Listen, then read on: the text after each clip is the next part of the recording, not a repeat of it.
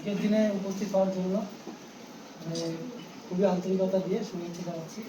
আর আজকের দিনটা যে সেই দিনটা হচ্ছে খুব গুরুত্বপূর্ণ দিন, এটা বহু কষ্ট করে আমরা তো কিছুই না, আমরা তো পুরো তৈরি করা জিনিসটা পেয়েছি, কিন্তু আমাদের পেছনে যারা এই দেশের বীর যারা, তারা কত কষ্ট করে এই দিনটা আজকে আমরা যে দাঁড়িয়ে কথা বলছি, এই দিনটা সে বলার ভাষা নেই।